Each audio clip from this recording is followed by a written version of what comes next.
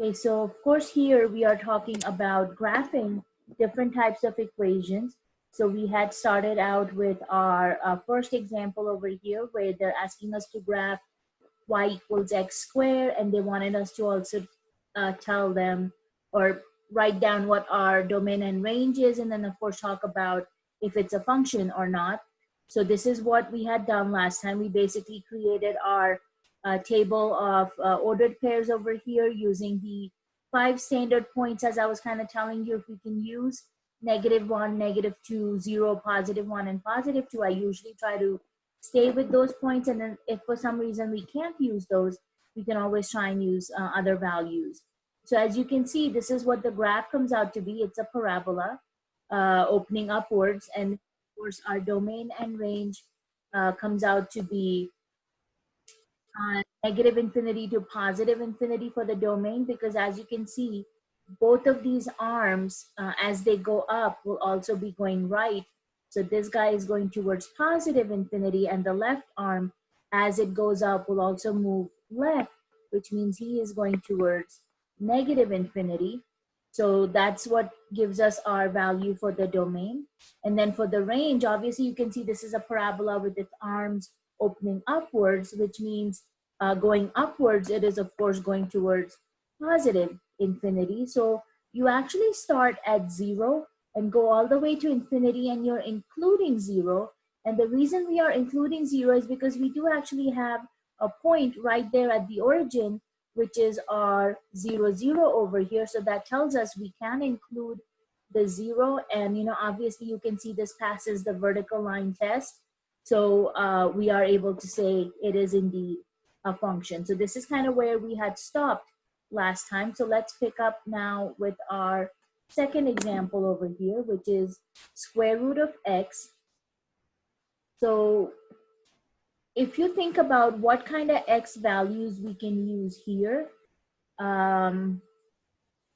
what would you use for your x value so that we can come up with a graph for this function? Where would you start with the x value? Let's see.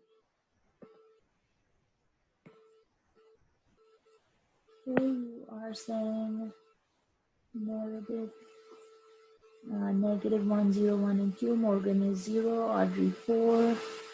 Lori 0. Yeah, so 0 will definitely work in this case. And then Clinton, you are saying 4, 9, and 16. Yeah, so all of those are good numbers because it's easier if you use numbers that are complete squares, because that makes it easier to then take a square root of. So you definitely want to start with 0. Let's see, also Meredith, if we actually put -1 in here, what's going to happen if we did square root of -1? Remember, that's an imaginary number, so we don't want to use negatives here. So in this case, you will start at 0 and you can go to +infinity. Yeah, very good. It definitely. So you can use 0. You can use +1. I'm actually going to skip 2 because square root of 2 does not give us a whole number. You're going to get a decimal answer. So that's why we're actually going to skip 2, like Audrey and Clinton had 4. So that's going to be a good number to use. And then, of course, 9. So you do want to stick with numbers that will give you nice, clean, like I said, whole number answers. So if you look at this, square root of 0 is going to be 0. Square root of 1, of course, is 1. Square root of 4 will give us 2.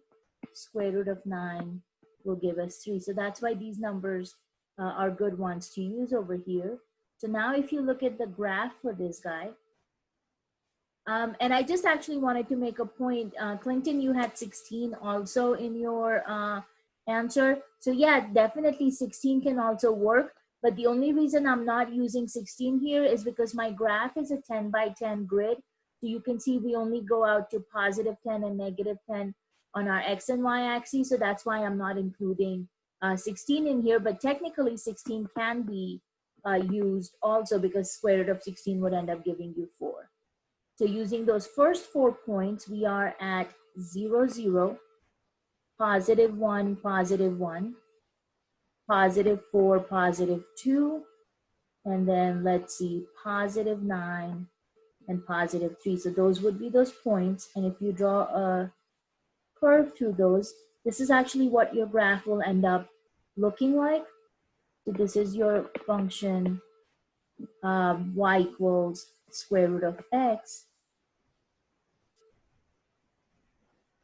Okay, so Morgan, you are saying domain. So what will the domain for this function be? Yeah, so I meant to like push like return, but it sent through, but it'd be 0 to infinity, positive Okay. infinity. And would you be including 0 in that? Yes, so bracket 0, infinity. Very nice. Yeah, very good, Morgan. And that's exactly right, because again, you can see we are starting at that origin of 0, 0, and our arm for our function is going all the way to the right-hand side.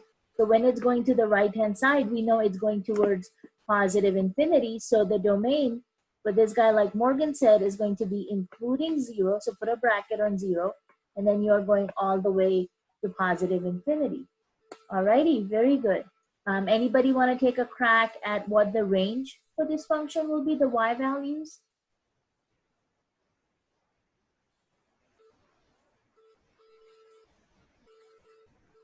Would it just be the same? It would actually be the same, yeah. Let me see, something popped up on chat. Lori, yeah, very good. So it will again, because you can see again, we are starting at the origin 0, 0, and even though this arm is going to the right, as it goes to the right, it will also actually start getting wider, and it's going to start going upwards as well, which means again, it is going towards positive infinity on the y-axis also.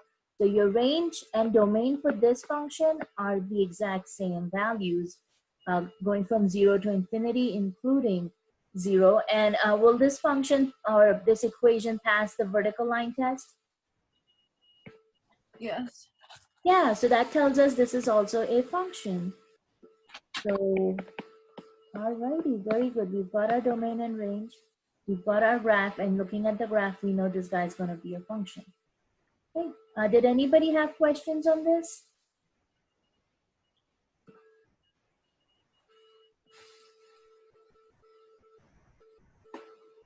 Alrighty, let's take a look at our next example over here. Okay, let's see, this one is a parabola opening to the right, and they're actually giving us the equation x equals y squared, and same thing, they want us to find the domain and range and talk about whether it's a function or not. So in this case, since it's set up as x equals y squared, what I would actually do is pick values for y and work backwards to find what the x values would be. So again, you can actually use those same 5 values, -2, -1, 0, 1, and 2 for your y values now, and work backwards to find x. So what should our x values be here?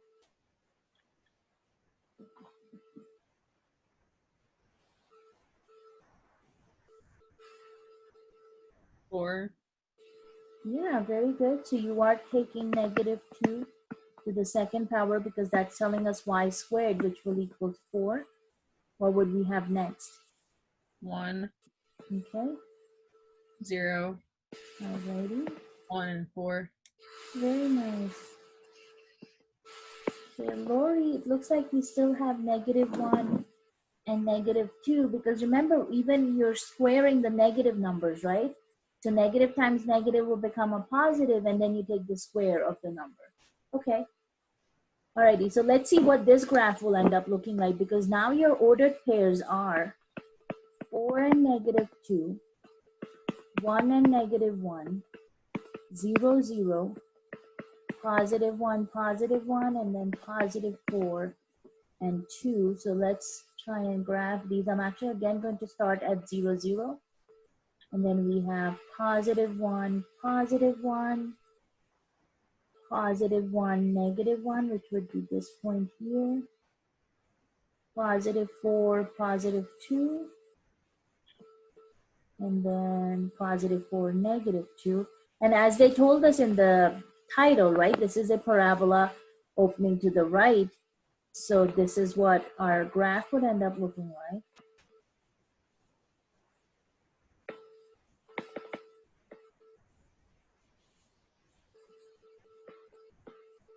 Okay, so if we had to talk about the domain and range for this equation, what can we say about the domain?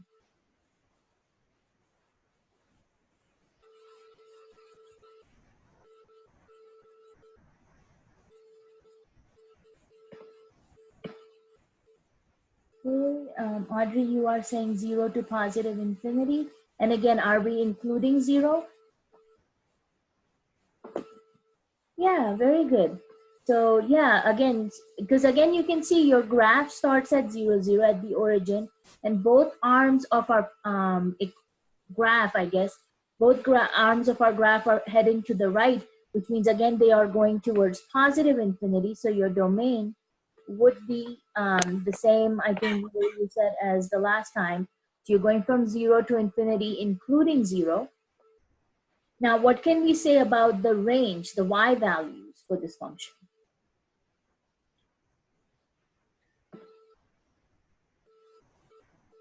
Where are the y values headed?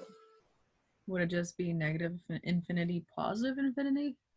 Yes, very nice. It will be negative infinity to positive infinity. Very good, Audrey and Morgan. So in this case, you know, guys, what's happening is this arm, which is on the upper half of our graph, as it's going to the right, is also going to head upwards, which means this side of our graph on the y-axis will be heading towards positive infinity.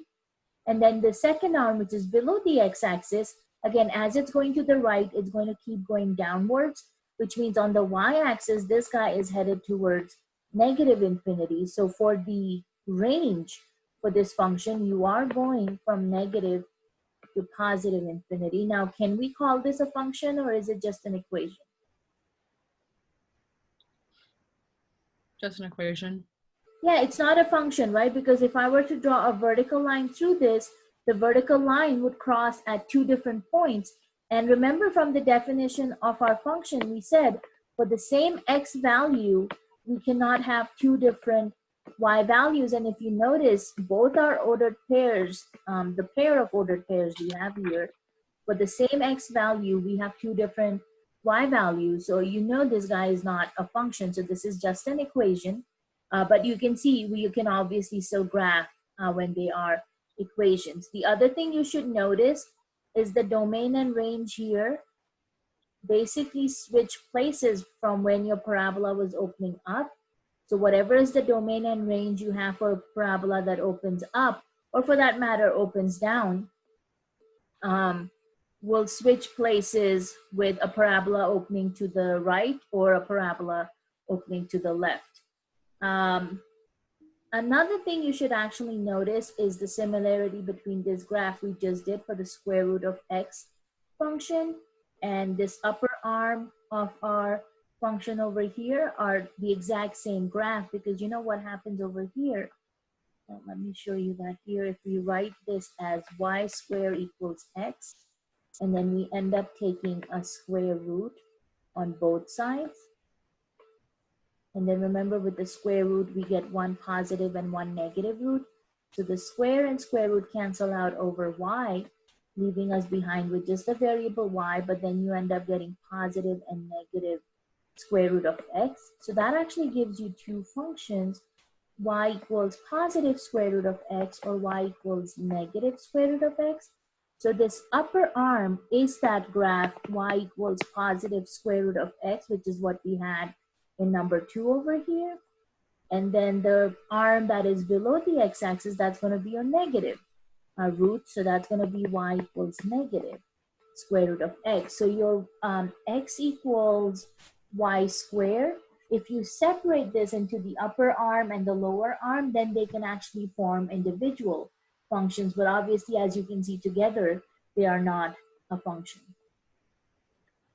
Okay, so we talked about squares. We've looked at the square root. Now let's look at this cube root function. Now, what kind of x values can we use for this cube root function? Are there any restrictions on a cube root?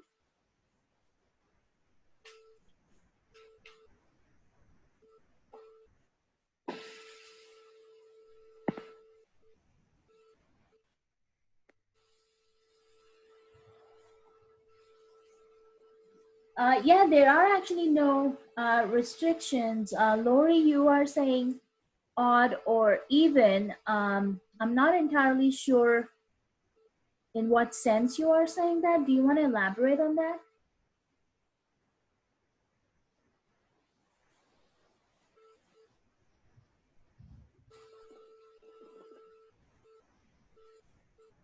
Okay, I see what you're saying. Yeah, so with the cube root function, unlike the square root where you cannot use negative numbers, you can actually use negative numbers with the cube root. And what happens is if you put a negative number in, you get a negative answer out. If you put a positive number inside your cube root, you get a positive number out. So in this case, since we don't really have restrictions, I will go back and use my standard 5 points. So -2, -1, 0, 1, and 2. Will that work?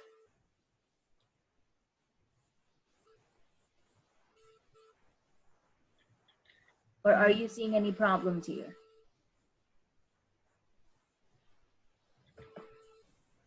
I don't think it would. Because what's going to happen when you put -2 and +2 inside of a cube root?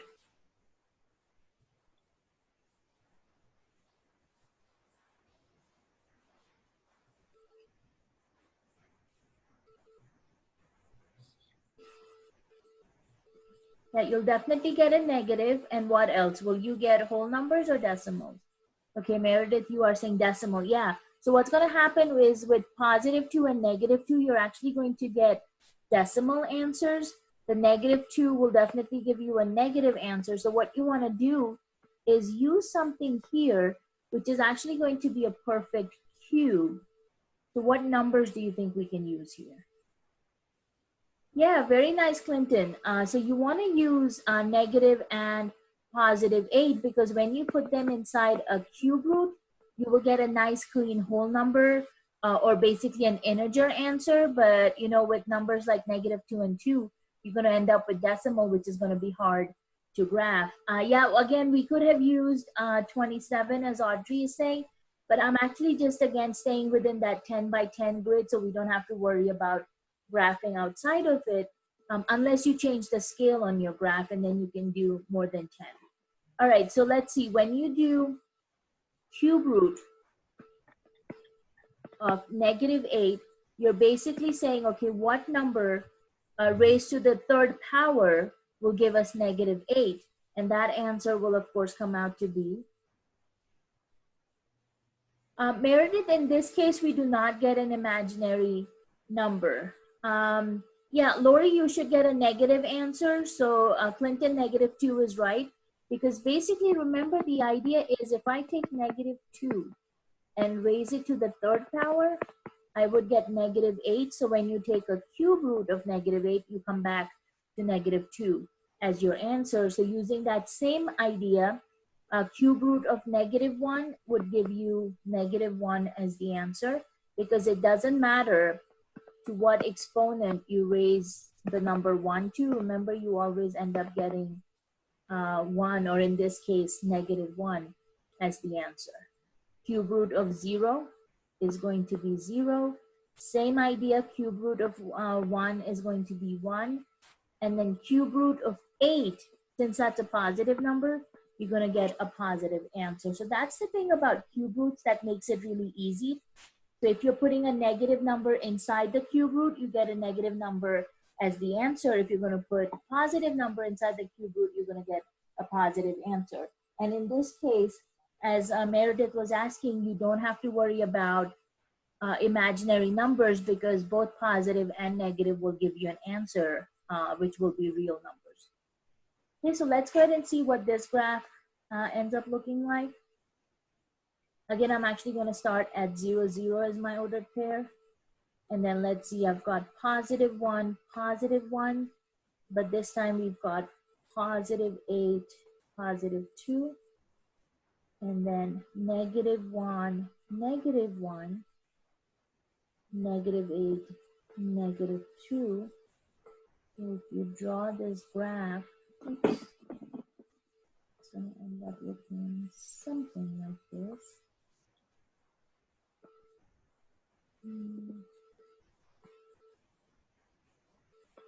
Not really working out, but you kind of get the idea.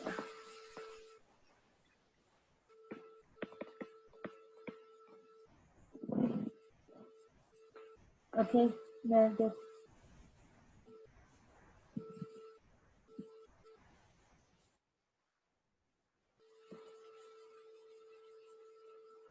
Okay, so can you guys tell me what the domain for this function ends up looking like? Y equals cube root of x. Negative infinity, positive infinity. Yeah, very good, because obviously you can see each of the arms are going in opposite directions. So the right-hand side is going towards positive infinity, and of course the left side arm is going towards negative infinity. So your domain is going to be all real numbers, negative to positive infinity. So you can use any value for x and it's going to work out. What can you say about the range, the y value? Yeah, they'd be the same. Yeah, it is going to be the same, because again, as this arm is going to the right, it's also heading upwards, which means this arm would be going towards positive infinity on the y-axis, and the arm on the left would be going towards negative infinity on the y-axis. So same range, negative to positive infinity. Now, is this equation a function? Mm-hmm. Yeah. Yes, it is. It passes the vertical line test. So this is going to be a function. Hey, very good, guys. Okay, so again in chapter 1, we have looked at circles. We saw how to graph circles. Basically, you need to know where the center of your circle is going to be and what's the radius of your circle. So now we're getting into the discussions of semicircles over here. So kind of like what we did with the x equals y square example, this one here, number 3.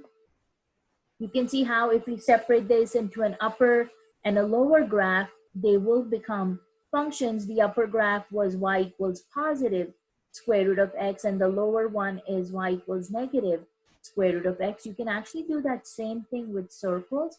If you break it up into the top semicircle and the bottom semicircle. So if you look at this little image over here, you can see the top semicircle is a positive square root. So you have y equals positive square root of the quantity r squared minus x squared. And then your bottom semicircle, you will notice, is the negative square root. So you have y equals negative square root, again, same thing, of r squared minus x squared. And you know, basically the way they are coming up with this equation for the top and bottom is by rewriting this equation for your circle. So what they started out by doing was moving this x squared to the right-hand side. There we go. So you're basically getting rid of this guy. You're getting y squared by itself, and then r squared minus x squared. And then, of course, to get rid of the square, we would do a square root, which would end up giving you a positive and negative root. And so that would end up giving you your top and bottom semicircle. So that's exactly what they did, like we had seen with example 3. That's exactly what they are doing. So they are saying, of course, if you leave it as a circle, it's not going to pass the vertical line test. We know circles are not functions, but by going through this little calculation over here, we end up getting the top semicircle and the bottom semicircle.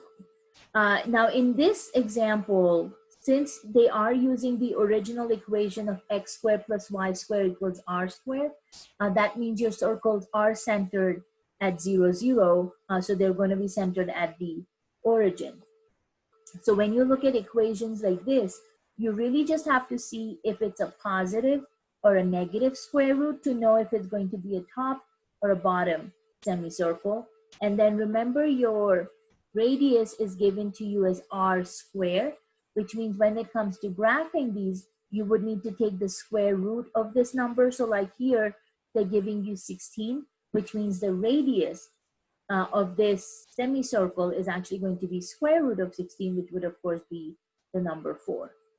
So really that's all you need is the radius, and like I told you, by default these ones are centered at 0, 0. So can you tell me, looking at number 5, if that's going to be a top or a bottom semicircle? A bottom. Yeah, very nice, because you can see that little negative sign over there. So that's telling us this is going to be a bottom semicircle.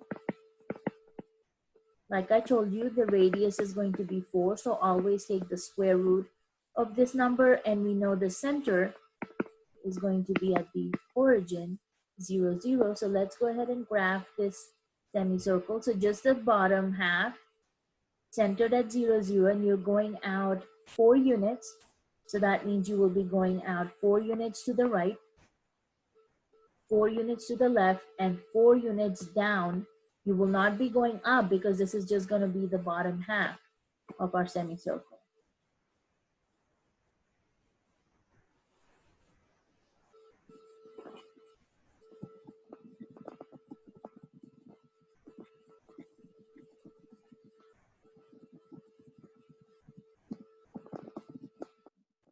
Like Meredith is having a little bit of trouble with her Wi-Fi.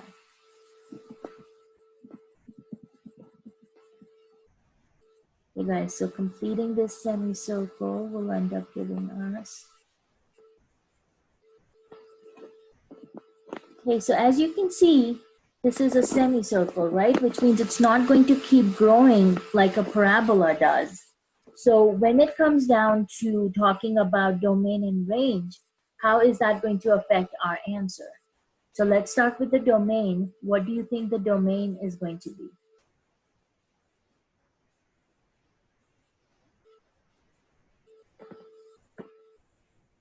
Okay, Lori, you are saying -4 to +4. And are we including those numbers?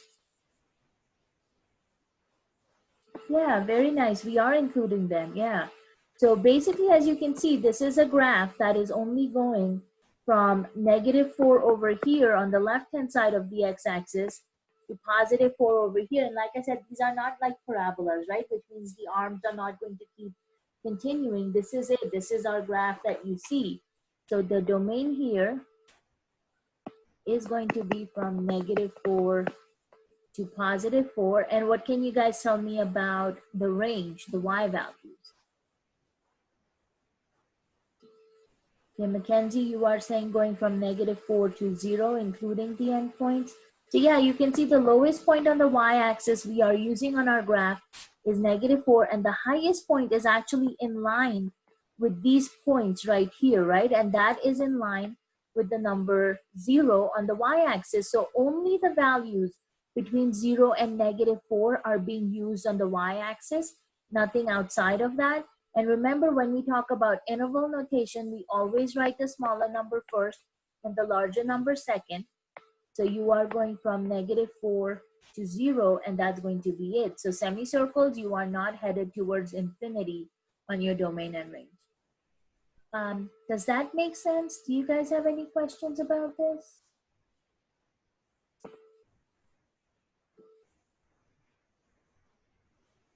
You guys okay?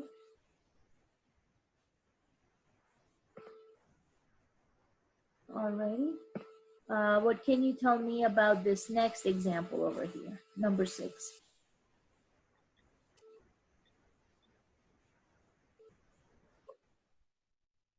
Is it a top semicircle, bottom semicircle? What is its radius?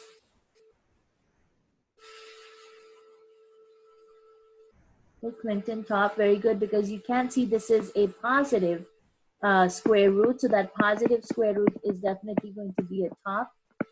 And radius, Jack, you are saying is 1. Yeah, very good. Radius is 1. Of course, your center is still at 0, 0. So if you wanted to do a 1 center, you can do that, but just to make the graph look a little bit bigger, I'm going to pretend like these guys are halfway away from each other. So it's a half scale instead of 1. So that way my +1 would fall over here, -1 would fall over here, and +1 would be here. So just I can give a little bit of depth. You can also go out in quarters if you want to make this a little bit bigger, but just to make it slightly bigger, we'll change the scale on our graph. So this is going to be your top semicircle with a radius of 1. So can you tell me what the domain and range for this graph is going to be?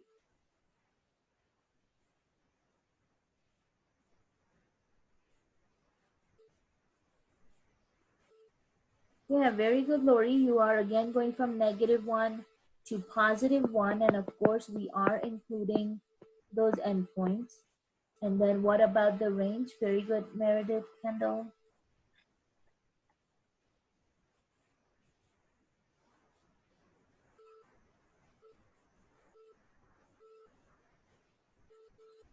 So how would we write the range for this function? Very nice, Lori and Meredith. So again, you are going from 0 to +1. Again, smaller number first, larger number second, and you are including those. So as you can see in both these graphs, if we were to draw a vertical line through both of these graphs, we would definitely have a function. Vertical lines would only cross at one point. So just by breaking these up into the top and the bottom graphs, you can see that really works out the way we want them to. All right, guys, so those were semicircles. Now, the next thing we are actually getting into is piecewise functions. And basically with piecewise functions, as you can see this one right here in the middle, it basically means you are defining your entire function in pieces. So that means we are saying if your x values goes from 0 to +infinity, which is this part here, so including 0 and going, all the values greater than 0, which means you're going towards infinity, your function is going to be positive x. But if you're looking at x values which are less than 0, which means for all the negative x values, which is this piece over here, you are using the function -x. So they are saying if you're using 0, 1, 2, 3, 4, 5 all the way to infinity, use the function x. If you are using x values which are -1, -2, -3, and of course anything in between, then use -x as your function. And this is actually how we define our absolute value function. Now, usually we write it with those absolute value symbols, but this is basically what the definition of the absolute value is. Because remember, we talked about absolute value being a distance. So it didn't matter if you used a positive x value or a negative x value, you always get positive answers from an absolute value. So think about this. If I use my x here as the number 2, so that means if I were finding f of 2, I would be using this first part of my definition. So that is positive x. So that means I would just be taking the number 2 itself. So you would end up getting the ordered pair +2 and +2. Now, if I use -2 as my x value, which means I would be doing function evaluated at -2, I would be using the second part, which is the -x, which means you would be doing negative of -2, and negative of negative gives you positive, and you would end up getting the ordered pair, -2 gives you +2. So because we know absolute values always have to come out to be positive, by putting this extra negative sign over here in the second piece, you end up getting negative times negative, which will always give you a positive answer. So piecewise functions, it basically means over different parts of the domain, we are asking you to use a different function definition. If you look at some examples over here, so you can see here, we are saying, okay, if your values are between -2 and +2, including them, use the square root of x plus 2 function. If you're looking at x values greater than 2, then use this 4 minus x. So again, we're defining it over different parts of the domain. Same thing here with number 9. So we'll go ahead and take a look at these examples over here, but let's go ahead and finish the graph for our absolute value function over here. So absolute value function, has no restrictions, right? You can use positive numbers for x, you can use negative numbers for x, because we know no matter what number you put in there, it's going to become positive, with the exception of course, 0, because 0 would just stay 0. So again, I'm actually going to use -2, -1, 0, 1, and 2 for our x values over here. And like I said, everything becomes positive. So you will end up getting -2 will become +2. -1 will become +1. Of course, 0 will stay 0. And then absolute value of 1 is 1. Absolute value of 2 is 2. So what kind of graph will this guy end up looking like? You're going to have 0, 0 here, +1, +1, +2, +2, and then you are going -1, +1, and -2, +2, sorry, +2.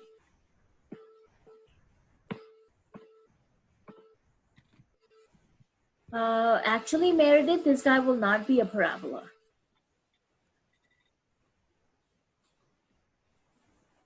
Because think about this, you can use more numbers here. You can do +3, which would also give us +3, -3 would give us +3. So those would be these points over here. Same thing, you can keep continuing with numbers. So +4 would be +4, -4 would be +4. There is actually no name for this. Normally, just in everyday, layman's terms, we just call it the V shape, because that's exactly what this is going to look like. Because this graph will actually just be a straight line. And if you think about each of these lines separately, they are actually going to be a slope of +1 and -1. So they're just going to be this V shape. Okay, Meredith, okay, good. So yeah, it's just going to be this little V-shaped graph because no matter if you're using positive x values or negative x values, your arms will just keep going up. So what can you tell me about the domain for this absolute value function?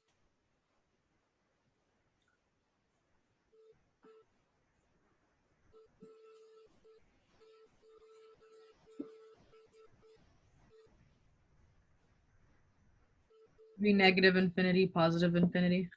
Yeah, very nice. It will be going from -infinity to positive infinity. It's using all the x values. That's very good. Range? Including 0, positive infinity. Yeah, very nice. So the domain and range actually do mimic what the parabola, which was y equals x squared function looked like, but obviously your graph is not going to be the same. Because again, if you look at your graph, there is no graph on the negative y axis. It starts at 0 and both your arms are going up. So including 0, going to positive infinity. And will this be a function?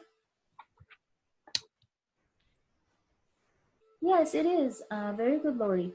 It is going to be a function because obviously you can see it passes the vertical line test. So absolute value is in fact a function.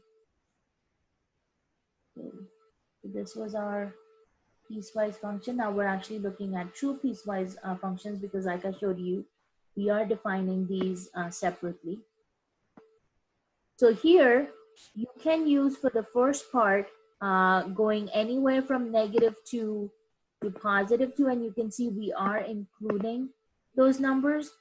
I actually should have given you 2 different tables over here because we'll need one for each piece.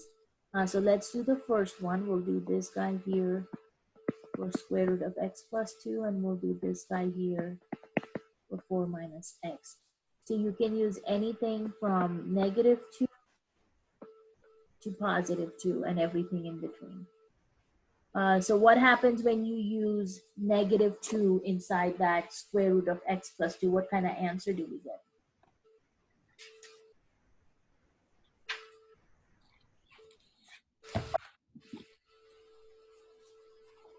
All right, yeah, very good. We are going to get 0 because if you do inside the square root, -2 plus 2, which will end up giving you square root of 0. Square root of 0 is 0. With +2, if you do 2 plus 2, what do you end up getting?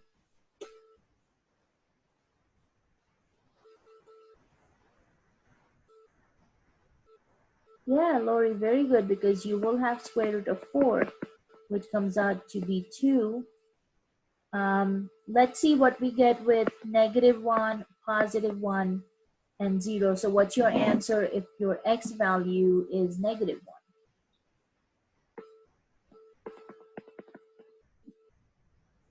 Evelyn, very good. Lori, good. So -1 plus 2, of course, will give you square root of 1. Square root of 1 is 1. What happens with +1?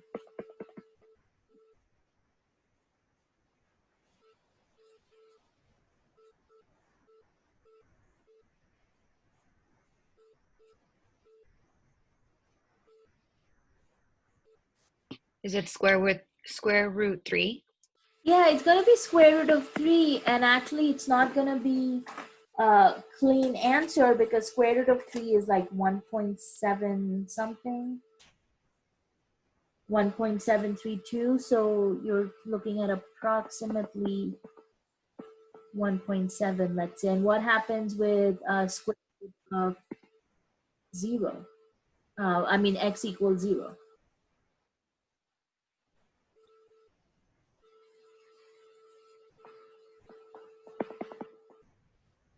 You're going to have square root of 0 plus 2, right? Which will just give you square root of 2.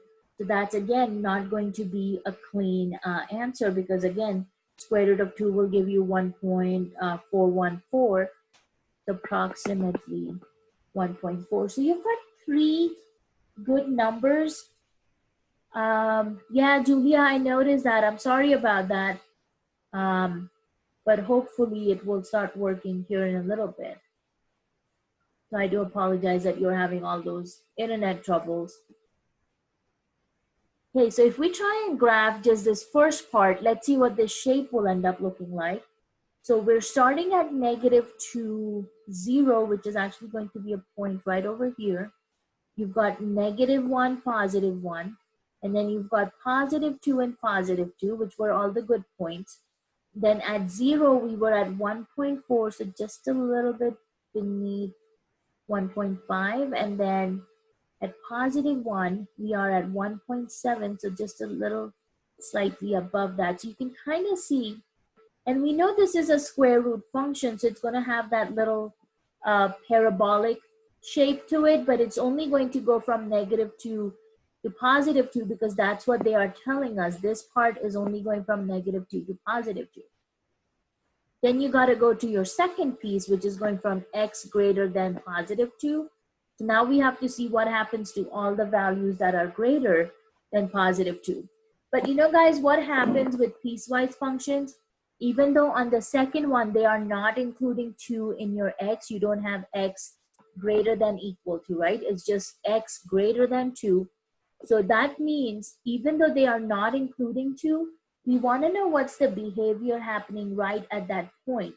So even though they are not including 2, we are still going to find out what happens when I plug in 2 into that second piece because I want to know if the 2 pieces of my function are connected or if there's going to be a little bit of gap between them. So even though we are not asked to include 2, I am still going to put the 2 in there so we can see what our function is doing.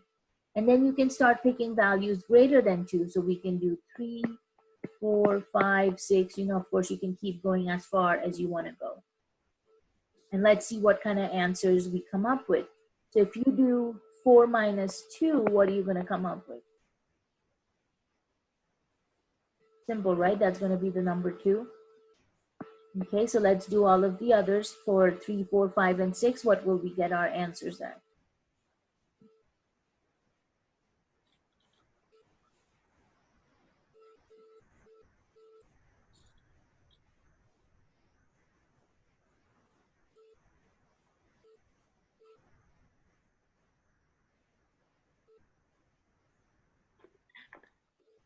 Okay, very good. So you've got 4 minus 3, which is 1. 4 minus 4 will be 0. Very nice. 4 minus 5 will now give you negative 1. 4 minus 6 will give you negative 2. And like I said, you can go as far as you want to go. So let's see and graph the second part of our function here. So you will notice this ordered pair 2 and 2 is the same as this ordered pair 2 and 2 from our second piece. So that in fact tells us that the two pieces of our graph are in fact connected. They are joined. So you will be starting at positive 2, positive 2, and then we are going down to 3 and 1, 4 and 0, 5 and negative 1, 6 and negative 2. And if you actually kept going, you would have 7 and negative 3, 8 and negative 4, 9 and negative 5, 10 and negative 6, because this is actually going to be a straight line now going down from here. And let me see if I can get that. Something like that. So you are going to have a little bit of a parabola shape from negative 2 to positive 2, which was our first part. And then you should have this vertical line, this straight line, which is going downwards. Okay, so now look at the graph and think about what your domain and range for this function is going to be.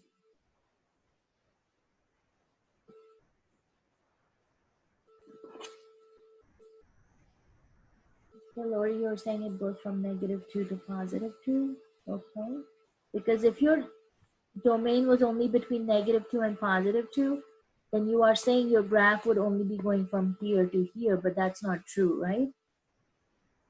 Okay, Audrey, you've got negative 2 to positive infinity. Okay, do you guys agree with Audrey's answer, or do you have a different answer? Evelyn, you are also saying negative 2 to infinity? Okay, let's think about this. So obviously we are starting at negative 2 over here because you can see there's no graph going before that. So we start at negative 2, and then in terms of x-axis, if you just go along that x-axis, you can see at every point we do have a graph over here as we go. So from negative 2, we are going all the way to positive infinity because this arm of our graph is going to be headed towards positive infinity. As it's going down, it's also going right. So Lori, does that make sense? Okay, okay, very good. Yeah, so good job, guys. You are going from negative 2 to positive infinity. And since we obviously have a point at negative 2, you are going to be including that as part of your domain. Now think about this graph again and carefully tell me what do you think the range for this function should be. So what should be those y values?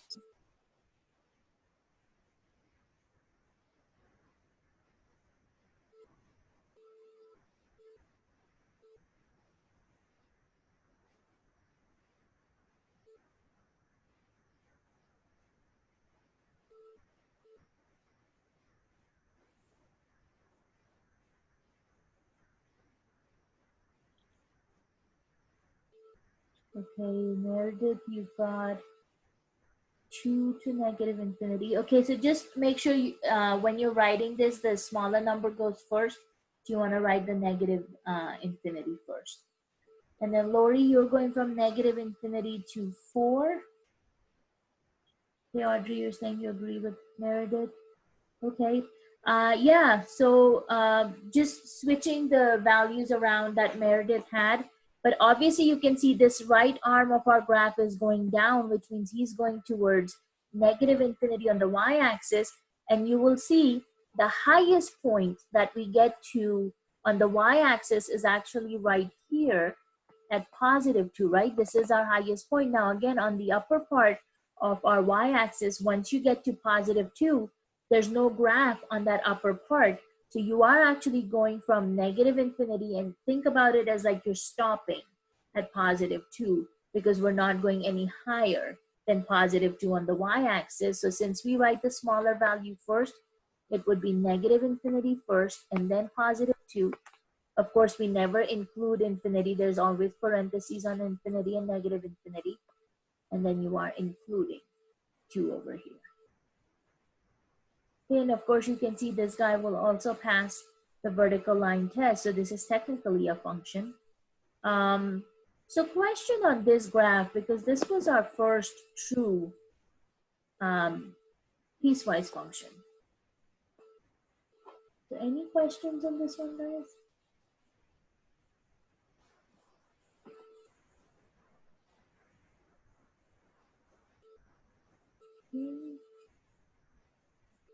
No questions? All right, let's look at the next one. And again, we'll need to create another table for the second piece. So you can do x squared over here, negative x over here.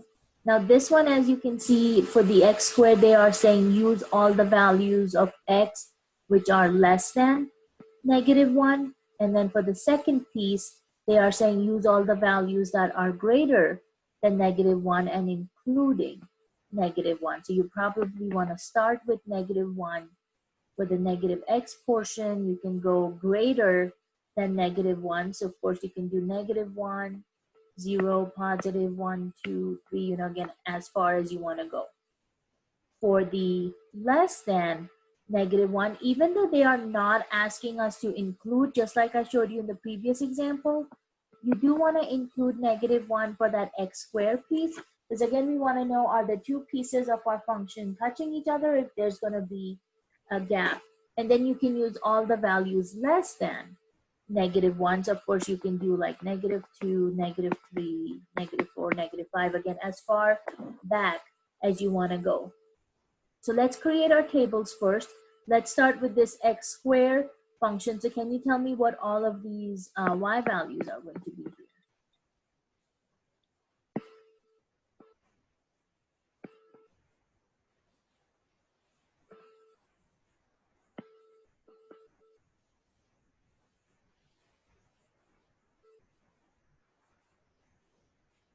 Okay, so the first one would be +1. Okay, what else? 1, 4, and 9. Okay, so basically you're squaring all of these, right? You would just be doing -1 squared, -2 squared, so on and so forth. So you would have 16 and 25. Obviously, we will not be able to graph the 16 and 25, because again, we're just keeping a 10 by 10 grid, but you can kind of get the idea of what that shape towards the less than -1 is going to look like. Now let's do the second table for the -x.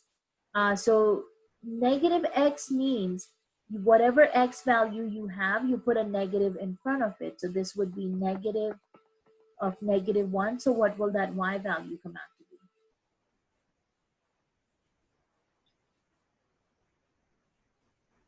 Be +1, yeah, the two negatives would become positive. Then of course you would be doing -0, negative of 1, negative of 2, negative of 3, because again, like I said, in front of each x value, you have to put a negative. Now 0 is a number that does not take a positive or a negative sign. So 0 will just become 0, but now all of these positive x values will become negative y values because of that negative in front of your x function. So what do you think this graph is going to end up looking like?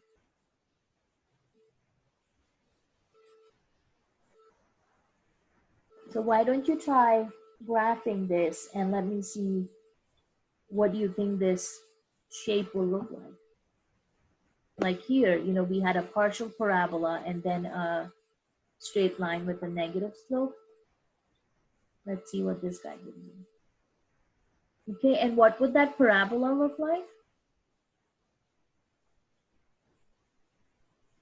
Because this is a parabola that's trying to open on the right because, you know, it's facing the right-hand side. What would this parabola be opening to? Up or down, left or right?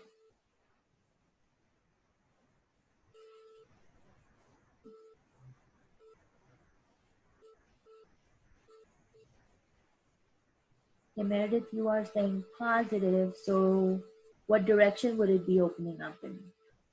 Up, down, left, right?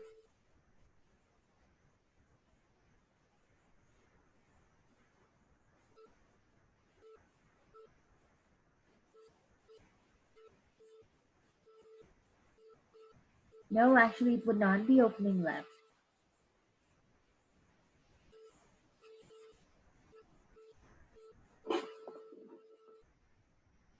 Okay, so let's see. It would be up. Yeah, it's going to be an upward facing parabola. So you are starting at -1, +1. So this would be our first point. And then we've got -2, +4, -3, +9. And like I said, we wouldn't be able to do the other points. So this part of your graph, starting at -1, you are actually looking at this parabola shape over here.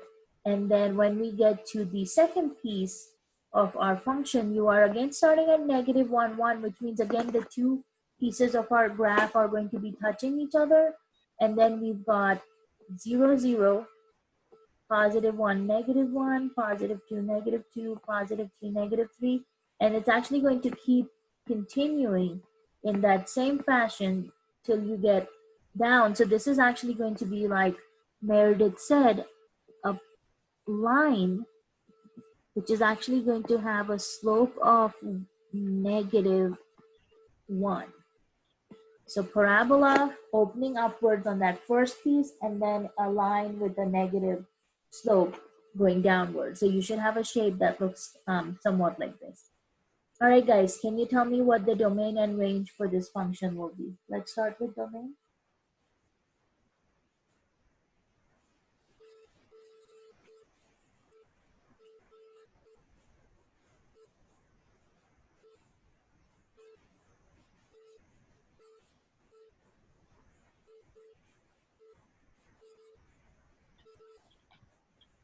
Audrey, very good. -infinity to +infinity. Meredith, yeah.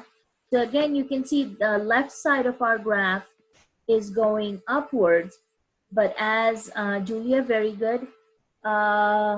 You've got -infinity on both, though it looks like it should be going from negative. I didn't mean to keep that. Okay, okay, no problem.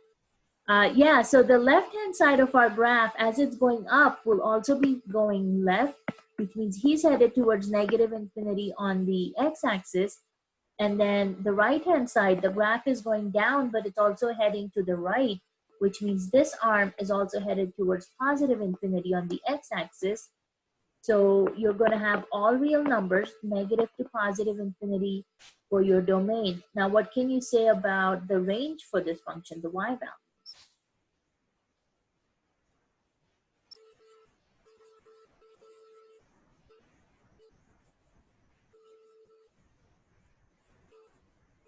Okay, Lori, you're saying 0 to infinity. If you're saying 0 to infinity, that means you are saying the graph starts here at the 0 value and it's going up. But of course, you can see we do have a graph going downwards, right? There is a graph on the negative side of the y-axis, so you have to think about that also. Meredith and Audrey, you guys are saying negative to +infinity. Yeah, it will be, because again, if you look at this, like we were talking about, this left-hand side arm of our graph is going up, which means he is headed towards +infinity. And then this right-hand side part of our graph is headed downwards. So this guy is going down towards -infinity. So it's actually covering, again, all the x values and all the y values. So your domain and range, again, are going to be the same, going from -infinity to +infinity. So you're using all the x values, you're using all the y values. Okay, do you guys have any question on that?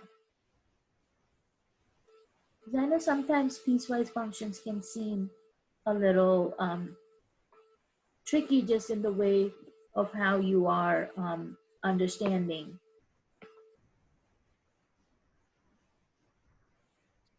Okay, I'm not seeing any questions pop up here. Okay, let's talk about another use for piecewise functions. So as you can see in this little paragraph here, we're talking about how piecewise functions can also be used in shipping charges, right? Because based on how much your package weighs, your shipping charges will be different. Because, you know, they're not going to send a heavier package at the same rate that maybe they would send a letter at, right? So these weights make a big difference. You can kind of see we're talking about, you know, if the weight in pounds of an order is in the interval of 0 to 1. So what they're saying is basically if the package weighs anywhere from, if we talk about in terms of pounds here, 0 to 1 pound. So anything in that range, including the 1 pound. So your shipping and handling charges, they are saying, is going to be $3. If the package weighs anything which is greater than 1 pound, so maybe 1.01 pounds all the way up to 2 pounds, including the 2 pounds, they are saying your shipping and handling charge is going to be $4. So, you know, the heavier your package gets. Okay, Kendall, not a problem.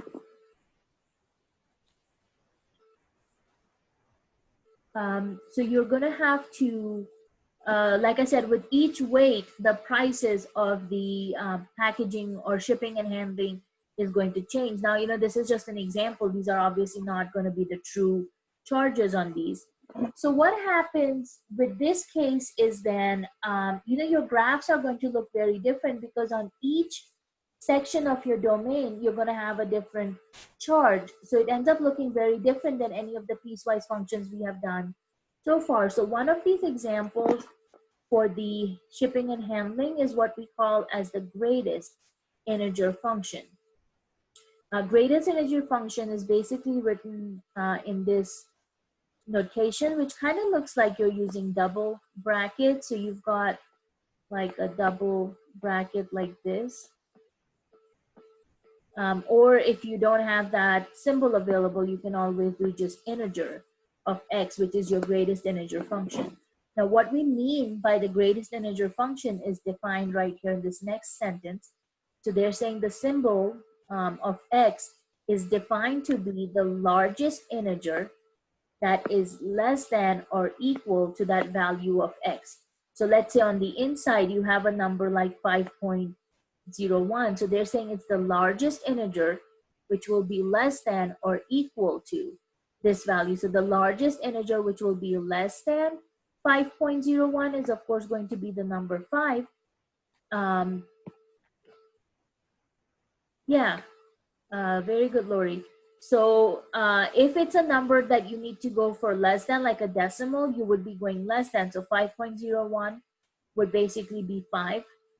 In that same sense, 3.2 would be the number 3.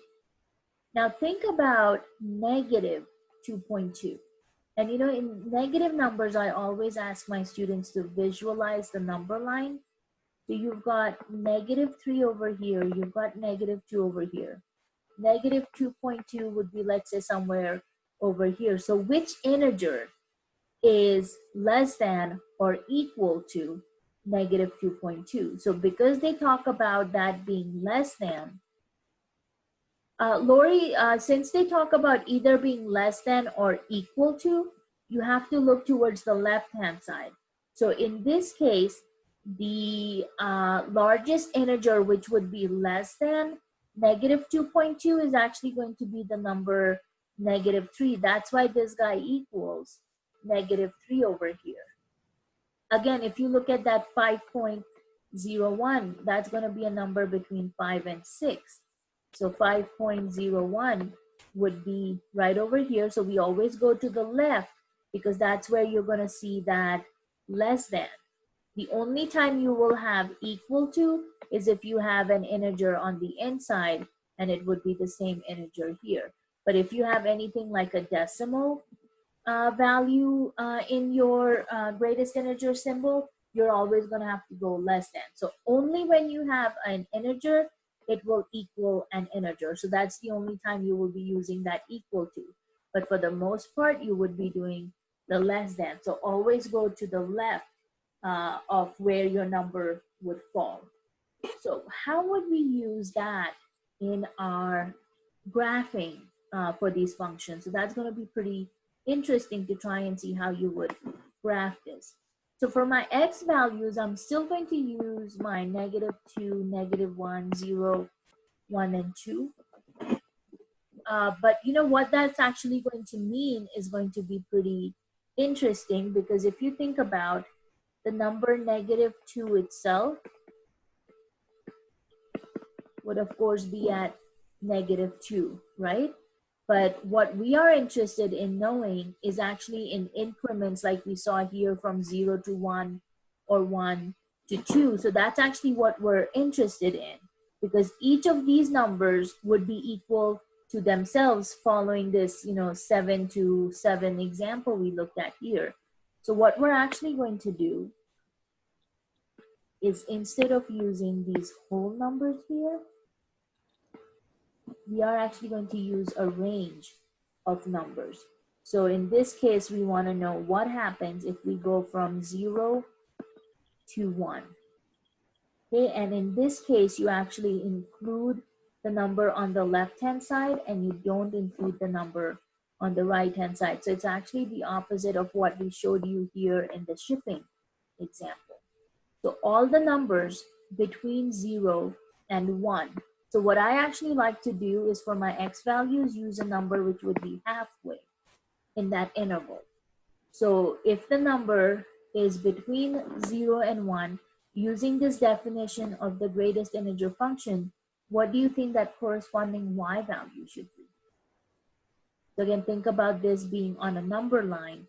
What do you think that greatest integer is going to be? Lori, very good. Yeah, it is going to be a 0 because again, if you think of the number 0 and 1 and the number 0.5 being halfway between that, remember you always go towards the left-hand side because that's going to be your less than. So it's actually going to be at 0. So again, if we pick the number now going from 1 to 2, where you're including 1, not including 2. So let's say again, I'm going to use the number right in the middle, 1.5. What will my y value be? 1, very good. Again, I'll do one more going from 2 to positive 3. We've got 2.5 over here. So what would that be? 2. All right, now let's change it up.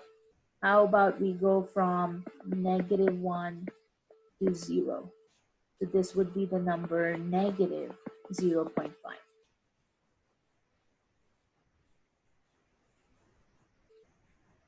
-1, very nice.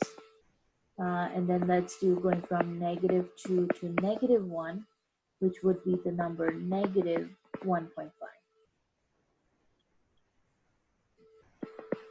Okay, very good. So these are all actually going to be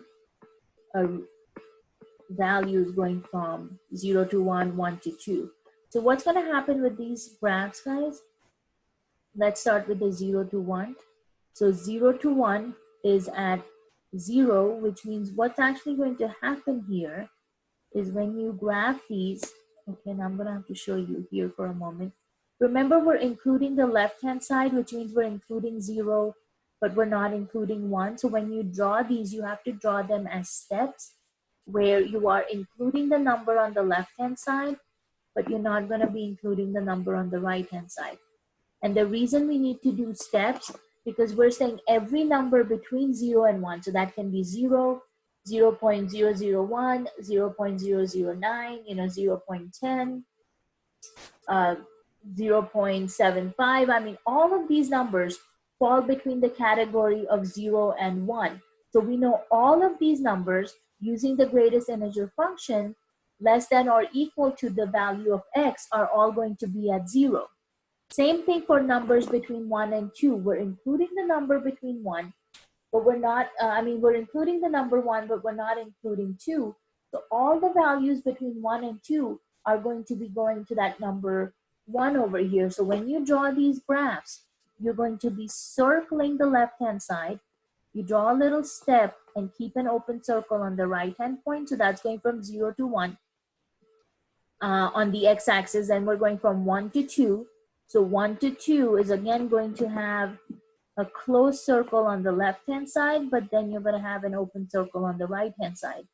So these steps are actually going to be closed circle on the left, open on the right, and then right above it, closed circle on the left, open circle on the right, and you keep going in each step. So closed, open. So this is actually what this entire graph is going to look like, and you can keep doing this on the positive side or the negative side. So on the negative side, we would have a closed circle here, open circle underneath that, closed circle here, open circle underneath that. And again, you can keep doing this for the entire domain of your function. So this will keep growing in this direction, and it will keep growing in this direction. So these steps is basically what this graph will end up looking like. Okay, and that's just because the way we define these greatest integer functions. So if you had to talk about the domain and range of this function, what do you think that domain might end up looking like?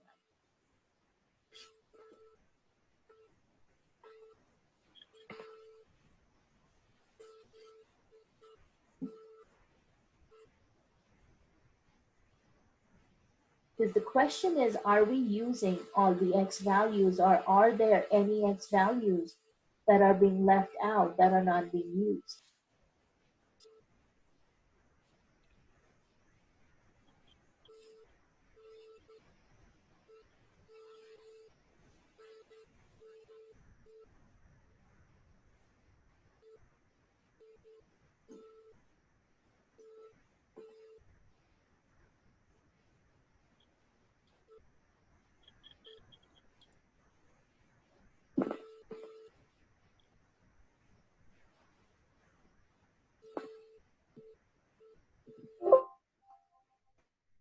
Okay, so Lori, you're saying you're using all from 0 to 1, 1 to 2. Okay, so if you had to write the domain, how would you write it?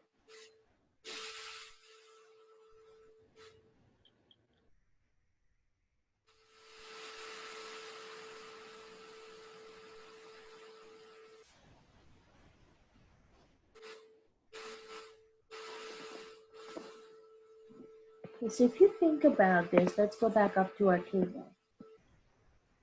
So we're starting by including 0, we're not including 1, right? In that first part that we did. But when we come down to our next one, we include 1, we don't include 2. Then we come down to the next set, and there we included 2 and did not include 3. So even though in that first level, we may not be including the number on the right, when we go up to the second one, we are including the number.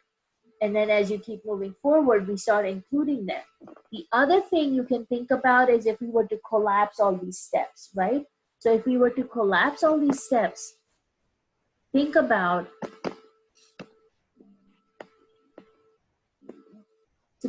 this. If I were to collapse all of this little closed circle over here would end up locking into this open circle over here. So if you take all of these steps that you have and you collapse them, all of these, would kind of hook into this open circle. And what you would end up getting then is basically this whole bunch of connected lines that have collapsed into each other. So essentially, you would actually end up with just a straight line. Obviously, we're not going to be doing that because, our graph is in these steps, but basically it kind of helps you visualize that if I were to collapse all of these steps, I would end up getting one long straight horizontal line basically. So this actually tells you that your domain is in fact using all real numbers. You are using all of the x values, even though we are doing these in steps and they are not touching each other, but we are actually using all the x values. We're not leaving anything unused, because if I'm not using the x value here, and let me go back and do my open circles over here. So even though I'm not using the x value on this side, I end up using my x value from here. So it's not being left unused. Same thing, if I'm not using this x value here, I end up using it on the next step. So I am still using all the x values, but they're just happening in steps. So you are using, sorry guys, you are using all real numbers going from negative infinity to positive infinity. Now, what can you tell me about the range, the y value? Are we using all the y values here?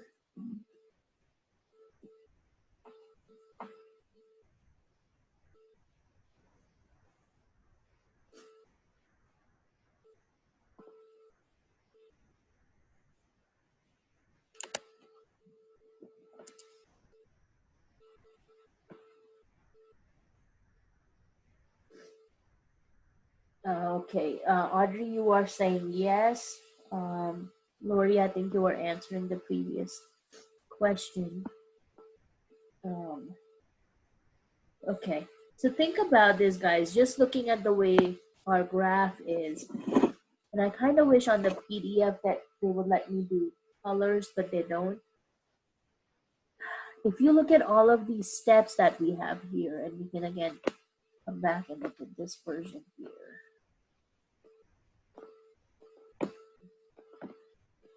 Okay.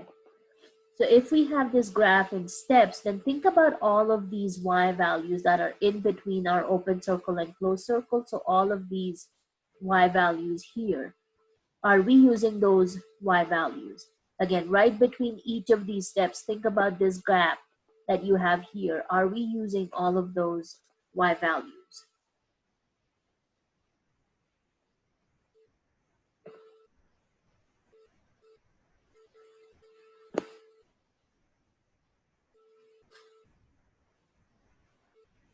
Because there's nothing connecting, right? Our steps. We are going into these steps over here, but really there's no connection between this step and the one on top of that. If you think in terms of the y values, you have this nice big gap between all of these values because you're going from 0 to 1 to the number 2, or on the negative side, you're going from -1 to -2 to -3. So you are actually not using any of those values in between the two steps as far as the y-axis goes. So there is no use coming from all of these intermediate values between your two steps. So since this part is being not used, oops,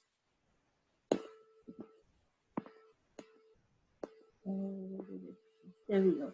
So since these intermediate values between -1 and -2 is not being used, or between 0 and 1 is not being used, your range is actually going to be the set of integers, because you are literally only using 0, 1, 2, 3, 4, 5, or -1, -2, -3, -4, and -5. You are not using anything in between.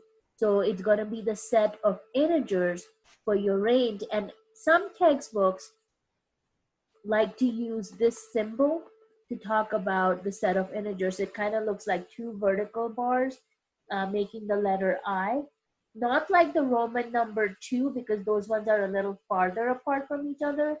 So these are just two vertical lines that are right next to each other. Or you can just say set of integers. But that's what's going to happen for your range, because we're not using any of those decimal values in the middle from 0 to 1 or 1 to 2, that kind of thing. So it's a very interesting looking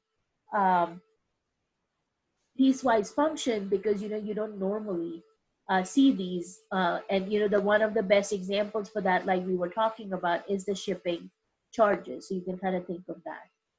So we're just modifying the greatest integer a little bit over here, and they are giving you x plus 1 inside the greatest integer symbol over here.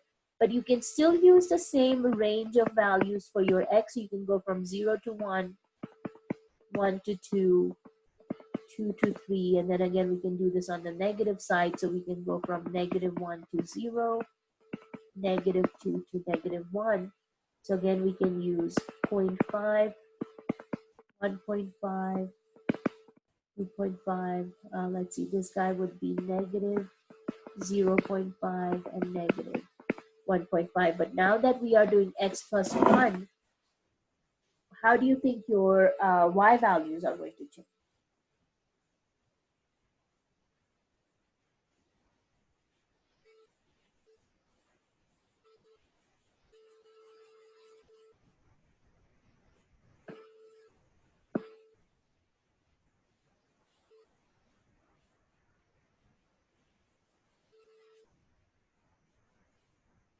Just think about this. If the representative number I'm using is 0.5, which means inside the greatest value integer, you are doing 0.5 plus 1, which would end up becoming 1.5. So on the number line, 1.5 is going to be between 1 and 2. Where is that number going to go towards? Yeah, it's going to go towards number 1. So in that same sense, if you do all of the other values, what are you going to get? Because of that plus 1, you're actually being moved 1 unit to the right.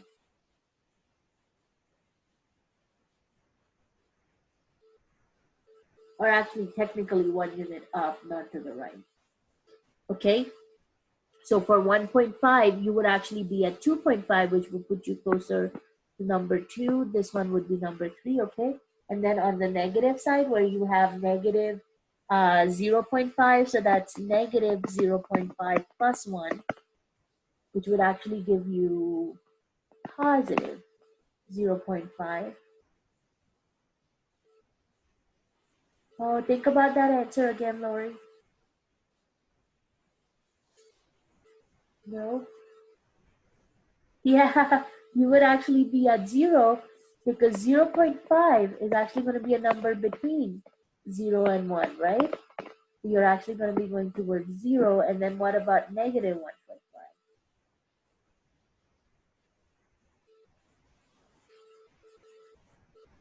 1.5? Nope.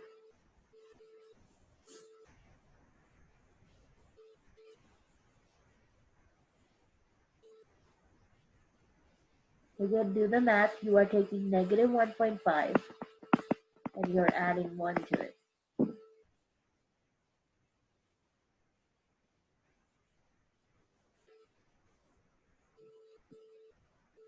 Actually, it would give you negative 0.5. And negative 0.5 will go towards what number?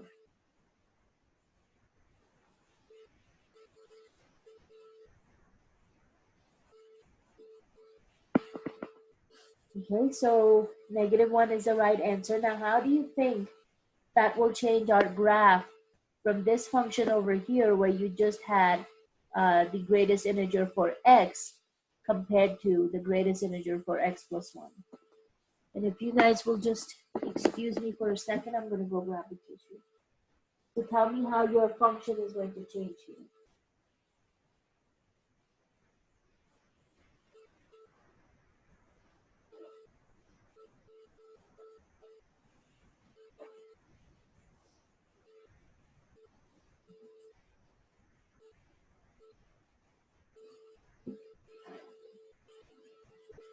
Okay, Jack, you're asking me, is it going to move left by 1?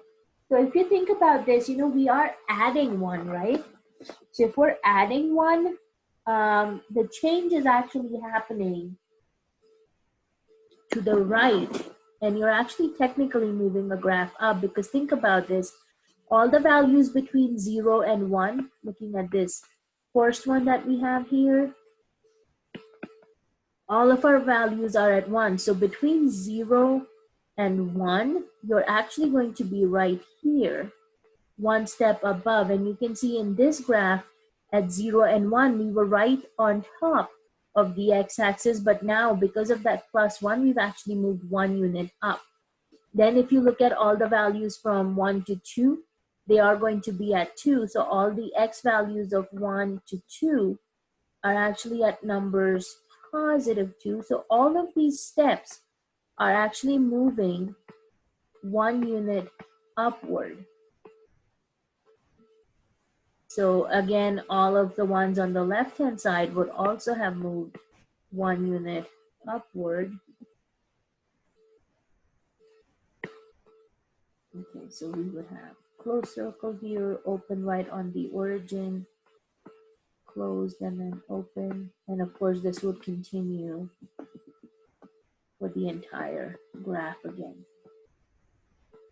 So this will be the same behavior going this way and going down this way. So can you tell me, for this function now, what will the domain and range be?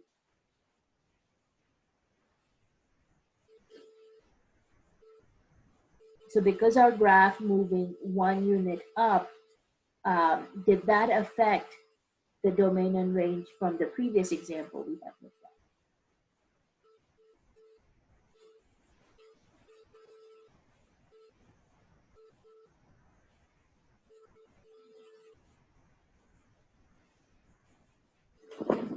Okay, Audrey is saying no. So you're basically saying the domain and range should remain the same as the previous example.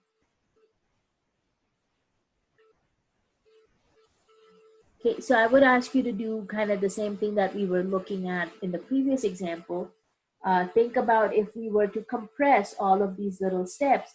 Again, they would compress and form basically a single horizontal line. So that tells us our domain is still going to be negative infinity to positive infinity, because again, we are still using all the x values, just using them in steps. As far as the range goes, again, we can still see we have gaps in all of our y values here, right? We're using 1, 2, 3, but we're using nothing in between. So again, your range has not changed. The range is still going to be a set of integers, because even though we moved up by 1 unit, we're still staying on those integers, right? If you had moved up by half a unit, then maybe our set would have changed. But since you moved up by 1, it really didn't change the set of integers either.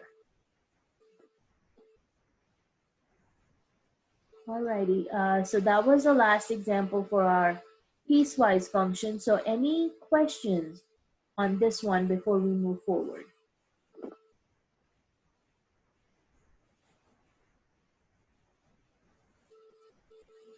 Okay. So the last part we actually want to talk about here is when your function is increasing, decreasing, or staying constant. So there, as you can see in that paragraph, they're saying, imagine if a point is moving from the left to right, going along the path of your graph of the function. So they're saying if your y values are getting larger, that basically means your function is increasing. If your y values as you're moving along this graph are getting smaller, that means your function is decreasing. And of course, if your y value stays the same as you're going from left to right, that means your function is constant, right? Your y value is not changing. So you can have all of these three things happen in the same graph, in the same function itself, or they can be over different functions. So as you can see by the definition, we're basically saying if for the first x value, your y value is less than the y value for your second x function, where again, the value of a is less than b. So if f of a is less than f of b when a is less than b, we say the function is increasing. Now, if your y value is going to be larger for the first x value than the second one, then we would say your function is decreasing. And of course, if the y value stays the same, your function is constant. And the best way to think about that is just this basic example here using slopes. So if you try and graph these functions, you can of course see we don't have a y-intercept on any of these. So that actually tells us that, or at least for the first two graphs over here, that your y value is 0. So you can think of this function as being as 3x plus 0 minus 3x plus 0. So that tells you your y-intercept is going to be at the origin. And then you can use the slope to graph this, right? So you can think of this as being 3 over 1.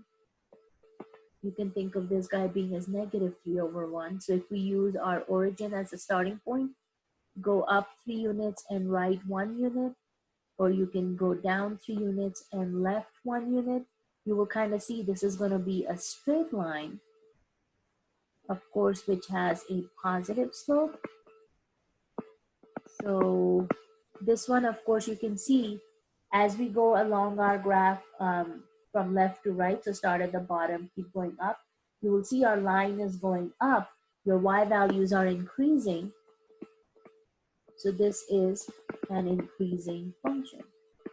So all lines that have a positive slope are basically your increasing functions, but we can also talk about this in terms of any curved lines also.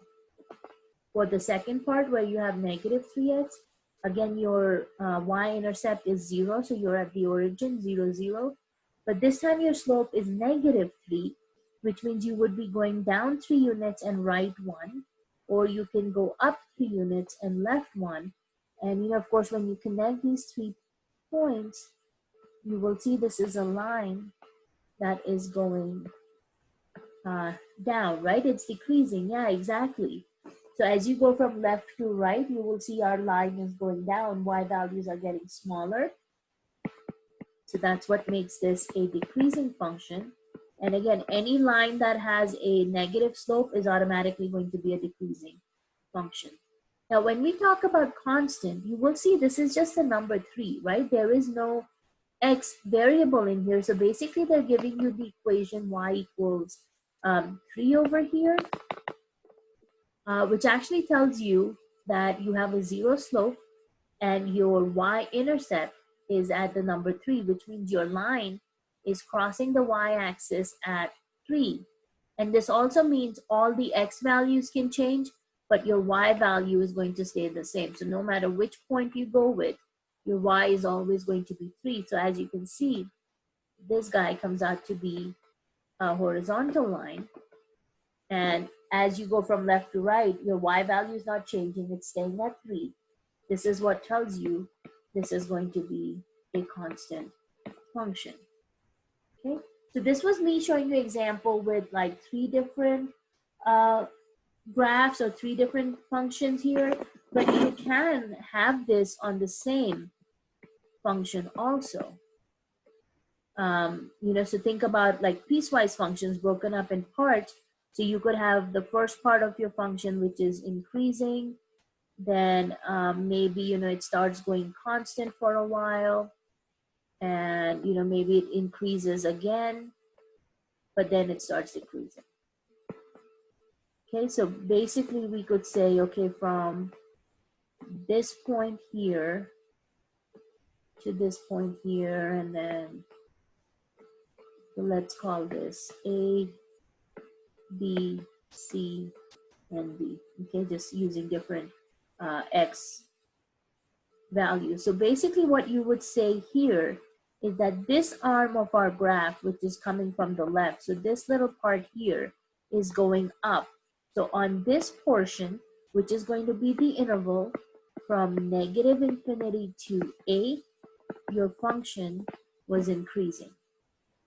Then we go from A all the way to value B, which is going to be this horizontal part of our graph. So then we would say on the interval from A to B, our function was constant, okay? Because obviously it's just a horizontal line. Then when we go from point B to C, which would be this little line here, again, we would say on the interval from B to C, our function was increasing again because our y values were getting larger. And then once you go down, which we don't really need that point D over here because he's not going to play a part. And then when you go from point C, you can see that's the negative slope on our line. So this part is going down. So then we would say from the point C all the way to positive infinity, our function is decreasing. So a lot of times you can actually end up seeing examples where they're just showing you one function which is kind of doing this different, you know, going up, coming down, maybe staying constant.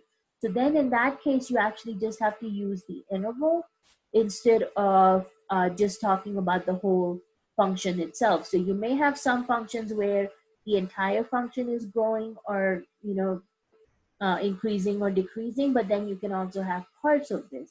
So let's look at some of these piecewise functions we did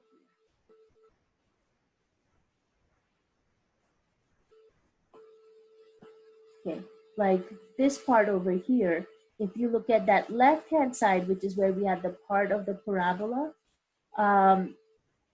that function, you can see as you go from left to right, again, your y values are decreasing. So start at the very top of your function, go from left to right, and you will see all your y values just keep going down, right? So this entire function is actually decreasing. So you can say it is decreasing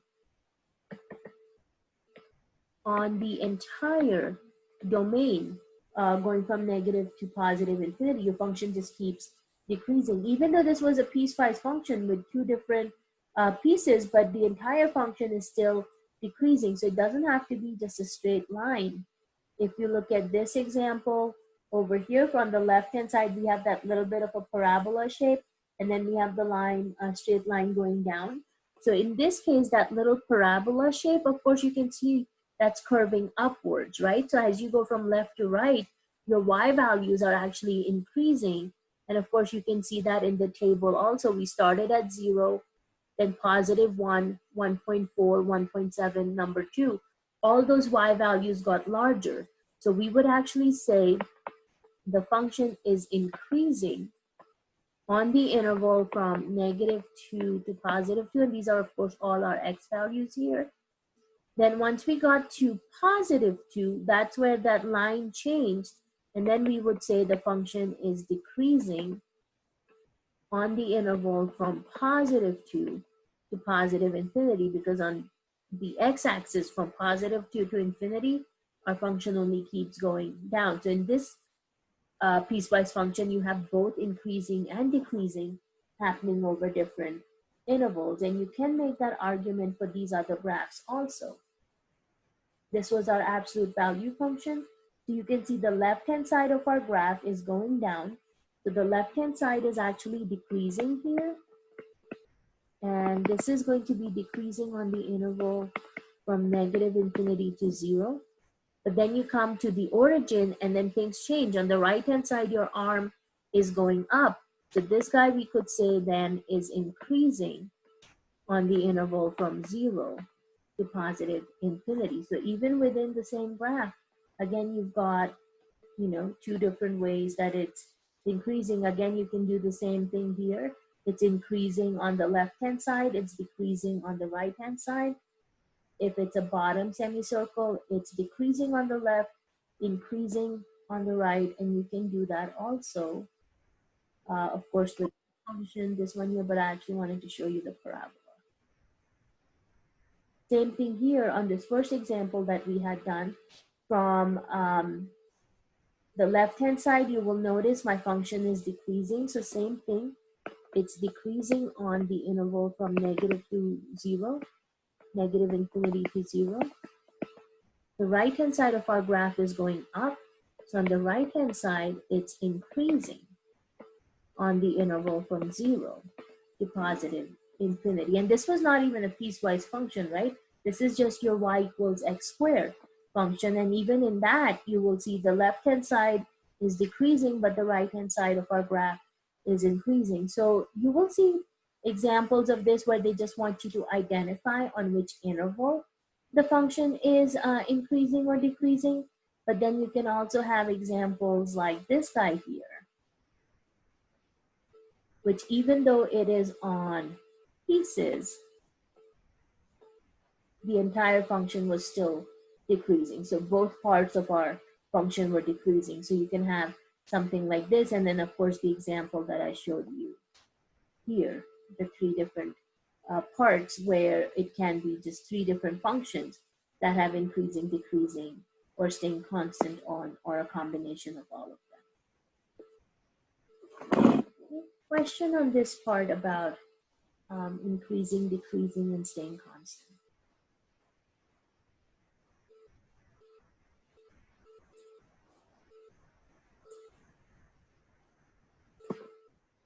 So you guys are doing okay for now? Yeah, alrighty. Okay, so this was the end for section 2.2, which is where we basically introduced all the graphing to you. Now, one of the other important aspects when we talk about functions is also, you know, the family of functions, but also how transformations can make a change to the shape or graph of your function. Now, you know, basically when we talk about a family of function, the idea is if you just add or subtract something from your base function, that creates a new member for your family. You can multiply or divide your base function by a constant, then again, that creates a new family of your, you know, new member of that family. So as you will notice here in this handout for the transformations, we are basically saying if you have your basic function, which is y equals f of x, but then if you start adding and subtracting, multiplying and dividing numbers from it, it actually creates a transformation. Because you know it's going to transform or change your function in some way. So just in the generic sense for the transformations, we're talking about if you take your f of x function, you can subtract or add the h value from your x variable. So by adding and subtracting this h from your function will actually make your function move either to the left or right. By adding this value of k basically at the end of your function, which means you're actually changing your y variable, by adding this value of k, that helps move your graph up or down. And then this number a over here that you're multiplying in front of your function, by multiplying that value of a, you can actually stretch or shrink your function. And if that a happens to be a negative number, it can also actually create a reflection of your base function. So it can create a reflection of what your original function would look like. So we'll be talking about this in parts, but just to kind of give you a heads up here. So this h value will basically move your graph horizontally. Okay, so that's of course left or right. The k value will move your graph vertically. So that's of course going to be up or down. And then this a value, if the number is negative, it will create a reflection. Or like I said, it can stretch or shrink your graph, depending on what the value of a is going to be. So each one of these variables basically creates a transformation or brings a change to the base function. And remember that also creates a new member of the family for that function. So just by making one of these changes. And you can kind of see we're talking about all of these transformations form a family for the that particular function. If a transformation changes the shape of your graph, so if the shape itself actually changes, we call that a non-rigid transformation. If the shape of your graph does not change, so the graph is not actually being changed, but it's just moving up or down or left or right, we call it a rigid transformation. So basically, the stretching and the shrinking, because that will actually change the shape of your graph, is what we call as the non-rigid transformation. But as far as reflection, moving it horizontally or vertically is concerned, all of those are rigid transformations because they do not change the shape of your graph. They're just being moved horizontally or vertically, or you're basically seeing a reflection. But the stretching and shrinking, think of a rubber band. What happens when you stretch it? It actually changes the shape. That's what we call as the non-rigid transformations. Okay, so just kind of defining them into two different categories.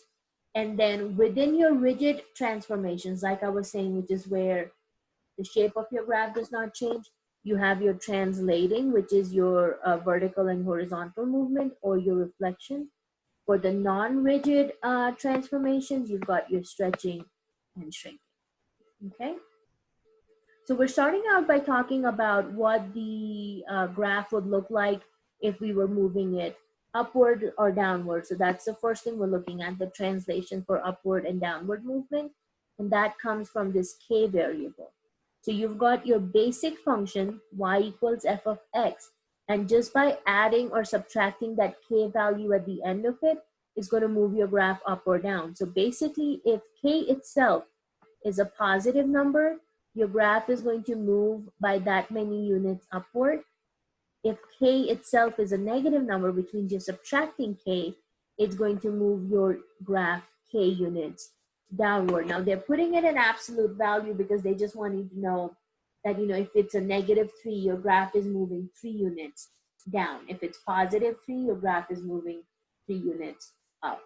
So we've got our basic function over here, f of x equals x, and then the transformation is we're adding 3 at the end, so that's your g of x function.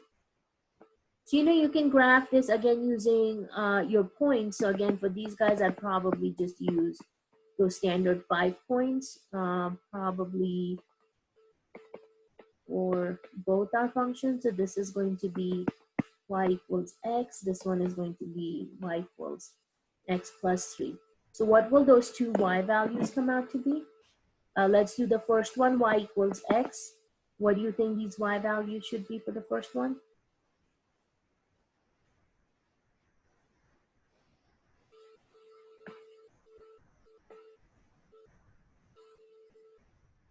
So you guys are giving me 1,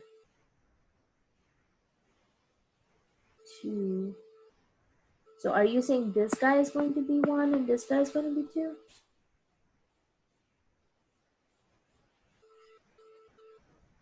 Okay.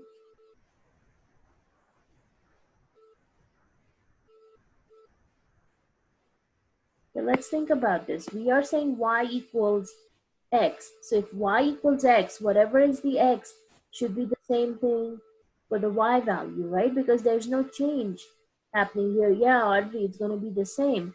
So if x is -2, y is going to be -2. X is -1, y is -1. This guy would be 0, 1, and 2. Remember, guys, this is what we call as the identity function. So whatever is the x value is your y value. There's no change happening. Now, for the second function, x plus 3. Oh, you were doing g. Okay. Sorry, I was talking about the x function. Okay, now let's do the x plus 3.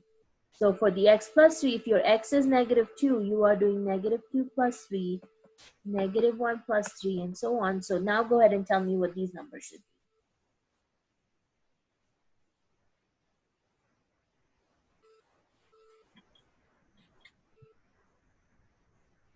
Okay, Lori, you've got 1, 2, 3, 4, 5. Yeah, because -2 plus 3 is going to be +1. -1 plus 3 would be 2. Of course, 0 plus 3 is 3. 1 plus 3 is 4. 2 plus 3 is 5. Okay, so what will these graphs end up looking like? Let's start with the f function. You've got 0, 0, +1, +1, +2, +2, 2, -1, -1, -2, -2, which is, you know, your line which has a +1 slope, and it would actually go down like this. So this is your f of x function. And then the next one moved everything 3 units up. So we are now looking at 1, 2, 3, 1, 2, 3, 1, 2, 3. So all of these points that I originally graphed are actually now moving 3 units to the top. So you would end up getting a parallel line, basically.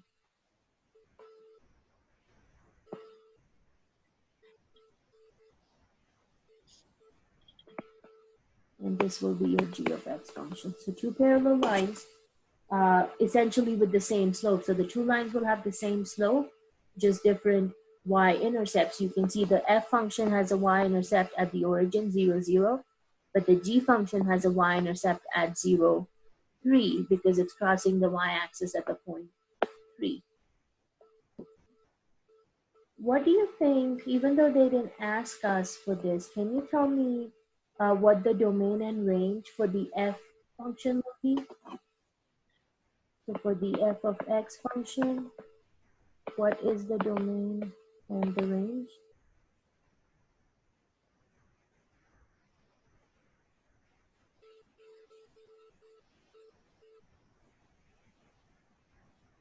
Very good, Audrey. Yeah, it's going to be all real numbers, because you can see this is a straight line going in both directions. So it's covering all of the x values and it's covering all of the y values. So you're going to have infinity to positive infinity. Now, what about the g of x function? What kind of domain and range will this guy have?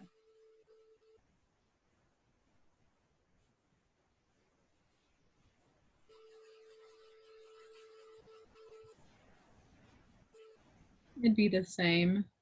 Yeah, Morgan, very good. It will be the same because again, it's still a straight line. Even though we moved it 3 units up, it is still going to use all the x values and all of the y values. So in this case, even though your graph moved 3 units up, your domain and range did not change. Okay. All right, so this was to show you the upward movement. Now this next example is talking about the function y equals x squared and y equals x squared minus 3. So since you are subtracting 3, that should tell us that our graph will be moving 3 units down. So let's check that. We'll start with, again, y equals x squared for the first one. And then we'll do y equals x squared minus 3 for the second one. So since this is y equals x squared, we can again go ahead and use the same 5 points over here. And I think we should be able to use the same 5 points for the second one. So let's do the x squared function first. So remember, this is where you're just taking the square of each of these numbers. You would end up with getting 4, 1, 0, 1, and 4. And, you know, of course, we did that as our first example in 2.2. So I'll go ahead and graph this. Can you tell me what the table for the x squared minus 3 should look like? So tell me the y values for the second table.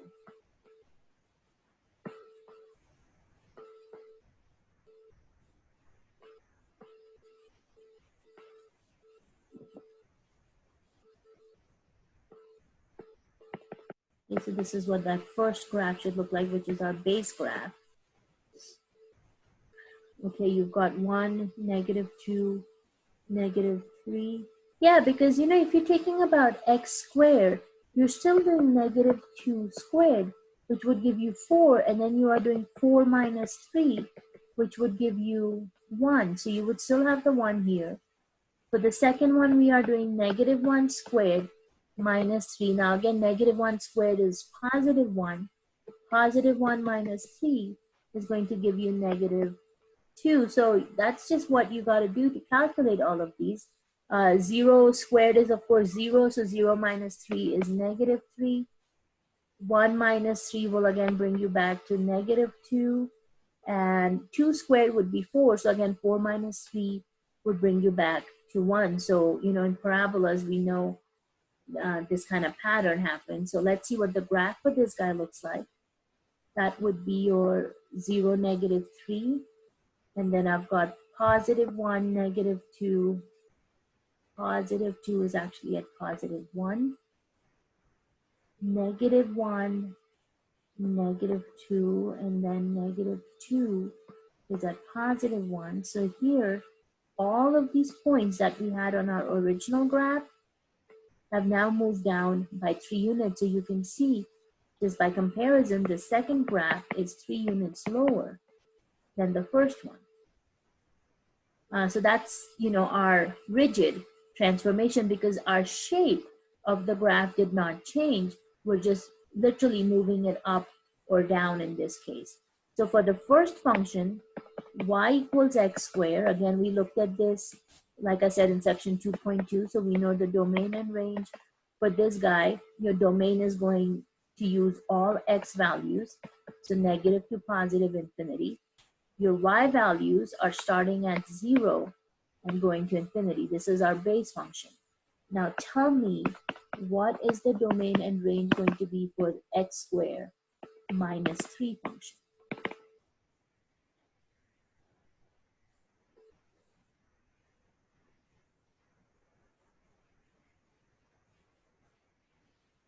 Okay, Meredith, you've got negative infinity to positive infinity, and then you are saying -3 to infinity.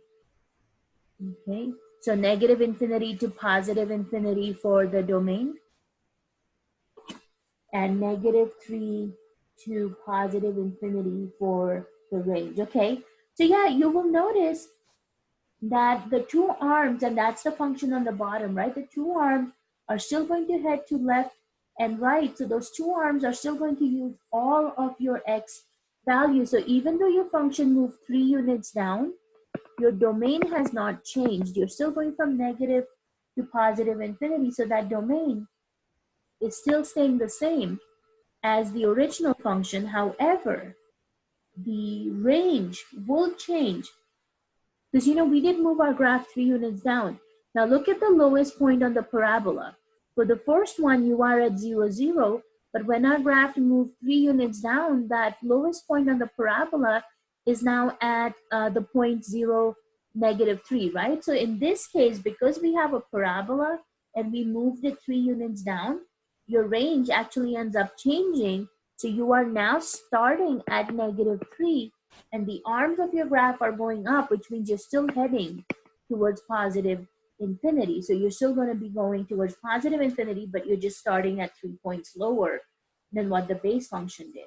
So in this case, your range will change, but domain stays the same. But you know, when we had straight lines, in this case, it didn't matter that your graph moved 3 units up. You were still keeping the same domain and range as the base function. So the shape of the graph makes a big difference on what kind of effect the domain and range are going to have, if any of these movements make a difference or not. So do you guys have any question on this example over here, number 2?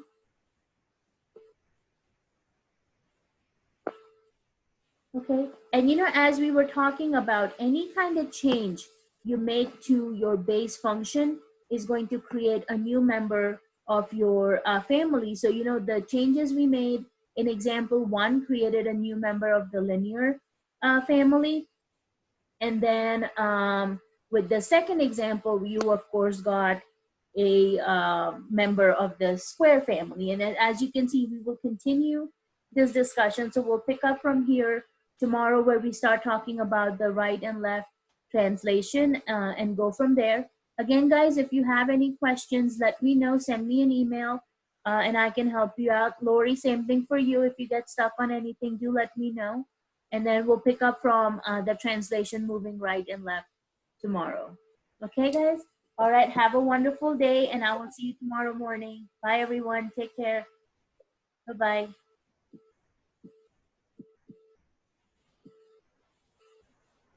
Okay, Lori.